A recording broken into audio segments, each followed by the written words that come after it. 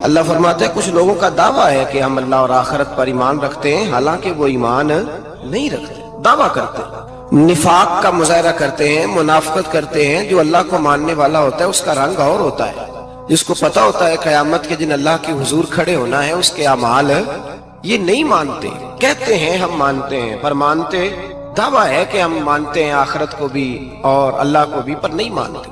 قیامت قائم ہونا ضروری ہے۔ اگر وقوع قیامت نہ ہو تو ظالم کی تو موجیں لگ گئیں، جابر تو موج کرے گا، فاسق اور فاجر تو کہیں گے دنیا میں بھی ہم اپنے اقتدار کے زور پر جیتے رہے، آج بھی ہمیں پوچھنے والا کوئی نہیں۔ عقلاً نقلاً قیامت کا قائم ہونا ضروری ہے۔ قیامت قائم ہوگی تو مظلوم کو اس کے ظلم پر داد رسی کی جائے گی اور ظالم کو سزا ملے گی۔ ایک آدمی ساری زندگی دنیا کے اندر لوٹ مار کرتا رہا، دھوکہ فریب فراڈ کرتا رہا، اس کی راتیں شراب و کباب میں گزر گئیں، وہ مرے اور بات ختم ہو گئی، ٹھیک ہے موج کر کے چلا گیا۔ ایک آدمی ساری زندگی اس نے اللہ تبارک و تعالیٰ کی رضا کے لیے اپنی نظر کی حفاظت کی، زبان کی حفاظت کی، یہاں تک کہ دل کی بھی حفاظت کی، وہ بھی مرے تو معاملہ ختم ہو گیا۔ اس طرح تو پھر سرکش کا کچھ بنے گا ہی نہیں۔ نظام زندگی ساری اس کی سوچ ختم ہو کے رہ جائے گی اگر قیامت قائم نہیں ہوتی۔ قیامت کا قائم ہونا حق ہے، اس لیے قرآن مجید نے ایک جگہ پہ نہیں 20 جگہ پہ یہ بیان فرمایا ہے کہ قیامت ضرور قائم ہے، قیامت، اور وہ قائم ہو کر اپنے سارے لوازمات سمیت قائم ہوگی۔ میرے نبی پاک صلی اللہ علیہ وسلم نے فرمایا مظلوم کو حق ملے گا، ظالم کو سزا ملے گی۔ جابر اس دن اللہ کی بارگاہ میں رسوا کیے جائیں گے، جن پر جبر کرتے رہے انہیں اللہ کے حضور سے عطا کیا جائے گا۔ قیامت کا وقوع ہونا ضروری ہے، اور قیامت تو جب قائم ہوگی تب ہوگی۔ دنیا میں بھی ایسا ہوتا ہے، ظلم کا انجام ٹھیک نہیں ہوتا، جبر کا انجام، جھوٹ کی زندگی لمبی نہیں ہوتی، دھوکے فریب فراڈ ملمہ سازی، ان چیزوں کی عمریں اللہ نے تھوڑی رکھی ہیں۔ وقتی طور پر ظالم کو، دھوکے باز کو، جابر کو جو مہلت ملتی ہے وہ سمجھتا ہے میری سیاست کام کر رہی ہے، وہ سمجھتا ہے میں بڑا دانا ہوں، بڑا چالاک ہوں، دیکھ لو اتنے ظلم کے، جبر کے، دھوکے کے باوجود بنا ہوا ہوں۔ حالانکہ اللہ کی طرف سے اسے مہلت ملتی ہے اور بڑا ہی مہربان ہے۔ مہلت اس طرح دیتا ہے کہ میرے نبی پاک علیہ السلام نے فرمایا جب میرا مسلمان نیکی کرتا ہے تو اللہ فرشتوں سے فرماتا ہے 70 گنا بڑھا کے لکھ لو اس کی نیکی، 70 گنا، اور جب گناہ کرتا ہے تو اللہ فرماتا ہے ٹھہر جب ابھی لکھنا نہ، اسے ٹائم دو۔ یا اللہ کتنا؟ فرمایا 24 گھنٹے تو دو، ہو سکتا ہے توبہ کر لے، یہ اس کی مہربانی ہے۔ اب وہ جو اللہ نے مہلت دی ہے نا کہ شاید توبہ کر لے، لوگ سمجھتے ہیں میری چالاکی کی وجہ سے نظام سیٹ چل رہا ہے، میں بڑا تیز ہوں، 2 4 5 باتیں بولتا ہوں سب صحیح ہو جاتا ہے۔ لوگ اس کو اپنی دانائی سمجھ لیتے ہیں، حالانکہ وہ اللہ کی طرف سے۔ فرعون نے کئی 100 سال حکومت کی اور اس طرح اس نے ظلم کیے کہ لاکھوں اور ہزاروں بچے قتل ہی کرا دیے، 12,000 عورتوں کے پیٹ میں حمل تھا اس نے ضائع کرا دیا۔ جب حضرت موسیٰ علیہ السلام اپنی قوم کو لے کے نکلے، رستے میں دریا آ گیا، فرعون پیچھے لگا ہوا تھا، وَإِذْ فَرَقْنَا بِكُمُ الْبَحْرَ فَأَنْجَيْنَاكُمْ، اللہ فرماتے ہیں تمہارے لیے میں نے دریا کو پھاڑا اور تمہیں نجات دے دی، وَأَغْرَقْنَا آلَ فِرْعَوْنَ، اور فرعون کو غرق کر دیا، وَأَنْتُمْ تَنْظُرُونَ، تم کھڑے دیکھ رہے تھے۔ اب جب حضرت موسیٰ دریا کے کنارے پہنچے تو فرعون بھی پیچھے آیا۔ فرعون لوگوں سے کہا کرتا تھا کہ میں کہتا ہوں تو دریا چلتا ہے، میں کہتا ہوں تو ہوائیں آتی ہیں، میرے حکم کے پابند ہے سارے۔ جاگ رہے نا اب حضرات، غور فرمائیے گا بات پر۔ دعویٰ تھا اس کا کہ میں کہتا ہوں تو نظام زندگی چلتا ہے۔ اب جب دریا کے کنارے پہنچی حضرت موسیٰ علیہ السلام تو اللہ نے حکم دیا کہ آپ عصا ماریں۔ جناب موسیٰ نے عصا مارا، 12 رستے بن گئے۔ اب حضرت موسیٰ کی قوم گزر رہی تھی تو فرعون سے پوچھنے لگے کہ تو کہتا تھا میرے حکم سے چلتا ہے، تو وہ تو حضرت موسیٰ نے ڈنڈا مارا ہے تو رستہ بن گیا ہے۔ باز نہیں آتا انسان باز بنے بڑے ہیں اس کے پاس، بڑی دلیلیں ہیں، جھوٹ سچ بول کے اپنے آپ کو مطمئن کرتا ہے، آخر دم تک تبدیل ہونے کو تیار نہیں ہوتا، دلیلیں گھڑتا رہتا ہے، بناتا رہتا ہے، شور کرتا ہے جان بوجھ کے۔ بھئی تو کہتا تھا میرے چلانے سے چلتا ہے، تو باز ابھی بھی نہیں آیا، کہنے لگا میں نے ہی حکم دیا ہے کہ ذرا پھٹ جا، مجھے یہ زندہ چاہیے۔ باز رسی جل گئی، بال کہنے لگا میں نے ہی کہا ہے دریا کو کہ یہ مجھے زندہ چاہیے، میرے بھاگے ہوئے ہیں تو اس لیے پھٹا ہے، تو آؤ میرے ساتھ دریا کراس کریں۔ تو پتا تو ان کو بھی تھا نا جتنا تو رب بنا ہوا ہے، پتا تو تھا، سارے جانتے تھے۔ کہنے لگے تو پہلے کراس کر، اگر تو بچ گیا تو ہم بھی پیچھے آتے ہیں۔ اب چاروں ناچار۔ ایک روایت تو یہ ہے کہ یہ جب خدائی کا دعویٰ کرتا تھا نا، تخت پہ بیٹھا ہوتا تھا، تو ایک دن حضرت جبریل آئے اس کے پاس انسانی شکل میں، تو کہنے لگے میں بڑی دور سے آیا ہوں تو ایک مسئلہ پوچھنا تھا. کہا پوچھو.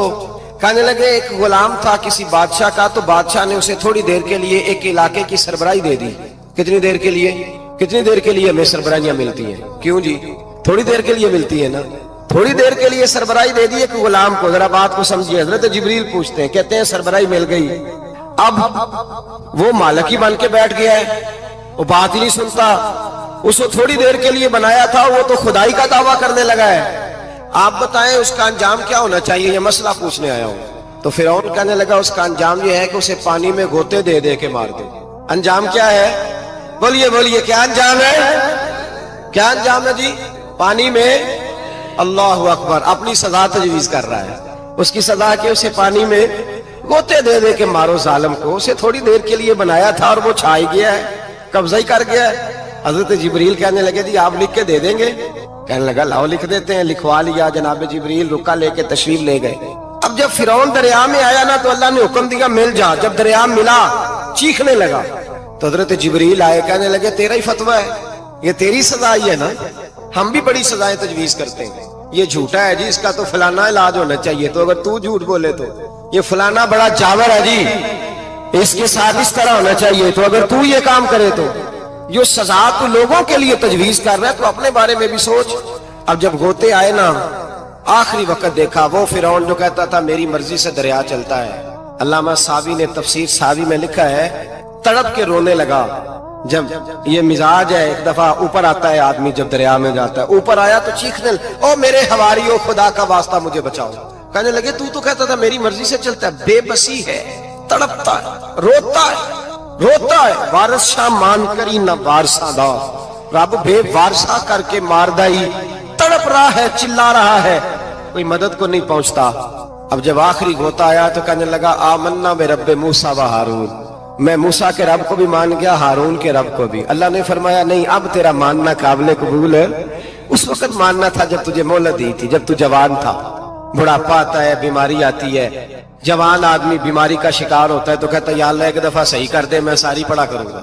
ایک دفعہ ٹھیک کر دے, میں مسجد میں رہوں گا, میں اگلے سال اعتکاف بھی کروں گا, میں ساری تراویح پڑھوں گا. تو اس وقت پڑھنی تھی جب تجھے مہلت دی تھی. اس وقت پڑھنا تھا جب اللہ نے تجھے آسانی دی, زندگی دی. اگلا وقت یہ حال ایک کا نہیں ہوا. نمرود کو دیکھ لیں, حضرت ابراہیم علیہ السلام کو کہتا تھا میں رب ہوں. آپ نے فرمایا رب تو وہ ہے جو زندہ کرتا اور مارتا ہے. ایک موت کا قیدی بلایا, کہنے لگا ہاں بھائی کتنے دن رہ گئے تھے پھانسی میں؟ کہنے لگا جی پرسوں ہونی تھی. کہا جا تجھے آزاد کیا, لو میں بھی زندگی دیتا ہوں. ایک بے گناہ آدمی کو پکڑ کے قتل کر دیا, کہتا میں بھی مارتا ہوں. حضرت ابراہیم علیہ السلام کہنے لگے تو بیوقوفوں جیسی دلیلیں دے رہا ہے. چل اس طرح کر, میرا رب سورج مشرق سے نکالتا ہے, تو اگر رب ہے تو مغرب سے نکال کے دکھا. اب دلیل کا جواب کوئی نہیں تھا تو کہنے لگا پکڑو اور آگ میں ڈال دو. اللہ کے نبی کو آگ میں ڈالنے والا. یہاں ایک مچھر بیٹھا ہے, 400 سال حکومت کی اور خدائی کا دعویٰ کیا. یہاں مچھر بیٹھا تھا, چھینک آئی تو مچھر اندر چلا گیا. پہلے دربار کا ادب یہ تھا کہ جو آئے سجدہ کرے. اب اس کے سر پہ کوئی چیز مارتا تھا تو اسے سکون ہوتا تھا. مچھر تھوڑی دیر کے لیے اس کا دماغ چھوڑتا تھا. او بھائی یہ اس دھرتی پہ اللہ نے لوگوں کو نظارے دکھائے اور ہمیں سمجھانے کے لیے دکھائے. ہمیں تفکر کی, غور کی دعوت دی کہ دیکھ لینا, اپنے عمل کو پرکھنا. تمہارے عمل حضرت موسیٰ کے فرما برداروں جیسے ہیں, جناب ابراہیم کے فرما برداروں جیسے ہیں, یا بن کے بیٹھ گئے ہو؟ اب دربار کا ادب یہ ہے, بے بسی کا یہ حال ہے کہ جوتے لٹکتے ہیں دربار میں, جو آتا ہے جوتا کھینچتا ہے. اور ادب یہ ہے کہ 10 جوتے نمرود کے سر پہ مارو. اور 400 سال جوتے لگتے رہے. روتا تھا, جو آدمی آتا تھا منتیں کرتا تھا, کہتا تھا کہیں سے کوئی دوائی مل جائے گی. پاگلوں جیسی زندگی گزاری, پاگلوں جیسی سخت. وہ تو حساب, وقوع قیامت تو حساب ہوگا ہی. یہاں لوگ پاگل ہو کے مرتے ہیں, معذاللہ نفسیاتی مریض ہو کے مرتے ہیں. یہاں آخری وقت اتنا سخت آتا ہے کہ دنیا موت کی دعائیں مانگتی ہے. میرے بھائی جب انسان ظلم کرتا ہے تو بھول جاتا ہے کہ شاید مجھے پوچھے گا کوئی نہیں. جب وہ زیادتی کرتا ہے تو بھول جاتا ہے. جب وہ کسی کا حق کھاتا ہے تو وہ کہتا ہے شاید اس کا تو وارث ہی کوئی نہیں جس کو میں لوٹ رہا ہوں. لیکن جب اللہ کی پکڑ آتی ہے, حجاج بن یوسف ظالم تھا, اس نے اچھے کام بھی کیے تھے. قرآن پاک پر زیر زبر آراب حجاج بن یوسف نے لگوایا. محمد بن قاسم کو ہندوستان سندھ کے علاقے فتح کرنے بھی حجاج بن یوسف نے بھیجا تھا. ساری خوبیاں اپنی جگہ پر, ظالم بہت بڑا تھا. کسی آدمی نے اس کے سامنے کونے کی طرف منہ کر کے ساتھ والے سے بات کر لی تو کہنے لگا میرے خلاف کیا، اس کو لے جاؤ 2 ٹکڑے کر